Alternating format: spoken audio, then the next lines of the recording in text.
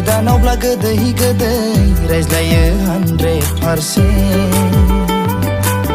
दानाबा जामलांनायखाय खेलासै 0%।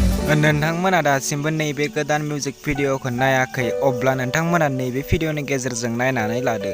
हेलौ लोगोफोर, आरोबाव आं दिनै नोंथांमोननि गेजेराव मोनसे गोदान मिउजिक भिडिअनि आपडेट लानानै फैलायबाय। नोंथांमोना नैबे गोदान मिउजिक भिडिअनि फुल आपडेटखौ मिथिनो थाखाय नैबे भिडिअखौ जोबजासिम नाय।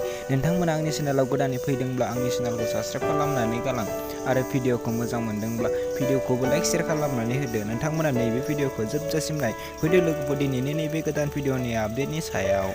दिनैनि नैबे गोदान मिउजिक भिडिअनि आपडेटनि टाइटेलानो जादों दाजाबलाय दानख'लाय। लोगोफोर, नोंथांमोना नैबे फुल भिडिअखौ दासिमबो नायाखै अब्ला नोंथांमोना नैबे भिडिअनि गेजेरजों नायनानै लादो। नैबे भिडिअनि स्टार्टिंआनो जादों लिंसार बसुमतारी आरो मनालिसा हाज'वारी। लोगोफोर, नैबे भिडिअआ जोबोरैनो मोजां जादों। बे भिडिअनि मेथाइखौ रोजाबदों निपु बसुमतारी। लोगोफोर, नोंथांमोना नैबे भिडिअखौ नायनो थाखाय बिथांमोननि इउटुब चेनेलाव थांनो नांगोन। बिथांमोना नैबे भिडिअखौ अलरेडि फुल आपल'ड खालामनानै होखाबाय। नोंथांमोना बिथांमोननि इउटुब चेनेलाव थांनानै नैबे गोदान मिउजिक भिडिअखौ नायहैदो। नैबे भिडिअनि प्रडिउसारानो जादों बिउटि बसुमतारी।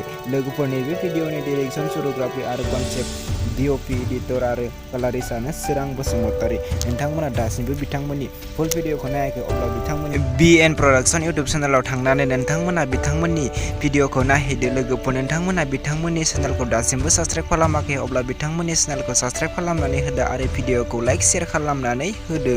बिदिब्ला लोगोफोर, दिनैनि गोदान भिडिअनि गुसुं आपडेटआ बेखिनियानो। जे नोंथांमोना आंनि चेनेलखौ दासिमबो साबस्क्राइब खालामाखै अब्ला आंनि चेनेलखौबो साबस्क्राइब खालामनानै होदो बेफोरबायदिनो गोदान भिडिअनि आपडेट मोननो थाखाय।